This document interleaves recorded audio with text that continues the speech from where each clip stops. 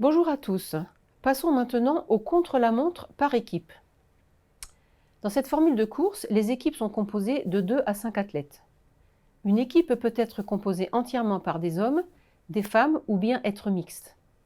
Les jeunes peuvent participer à la course à partir de minimes. La distance maximale accessible pour une équipe s'adapte à celle de l'équipier le plus jeune. Lors des contre-la-montre par équipe, 2 types de fautes peuvent être commises. Les fautes collectives, pour lesquelles l'ensemble de l'équipe sera sanctionné. Dans ce cas, l'arbitre fait une procédure habituelle à l'athlète de tête pour toute l'équipe.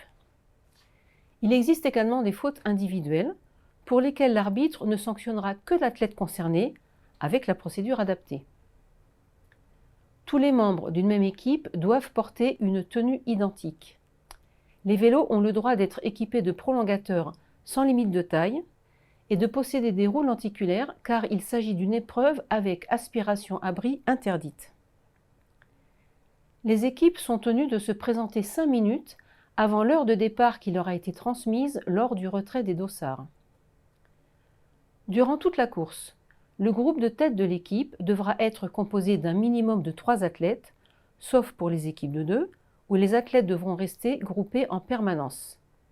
Si ce n'est pas le cas, les équipiers de tête recevront un carton jaune Stop and Go collectif.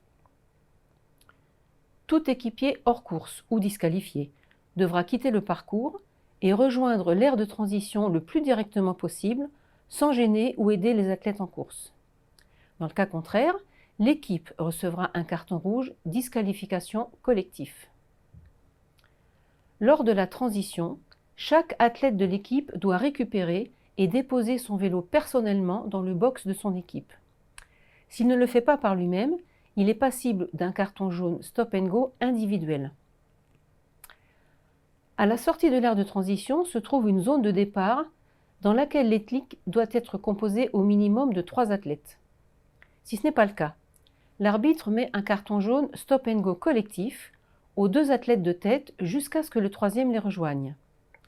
Une fois à 3, l'arbitre leur demande si l'équipe est au complet.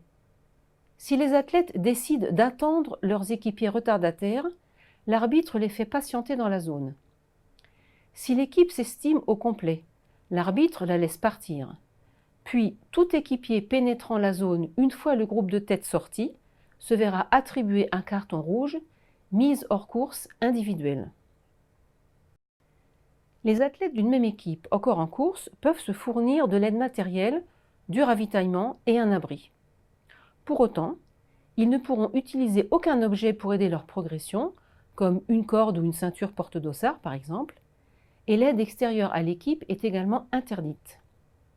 Ces fautes seront pénalisées d'un carton jaune Stop and Go individuel.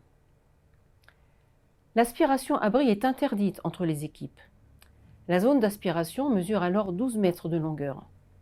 Cette distance est mesurée entre la roue avant du dernier concurrent de l'équipe de tête et la roue avant du premier athlète de l'équipe suivante. Si une équipe ne respecte pas cette règle, elle recevra un carton bleu pénalité collectif présenté à l'équipier de tête uniquement.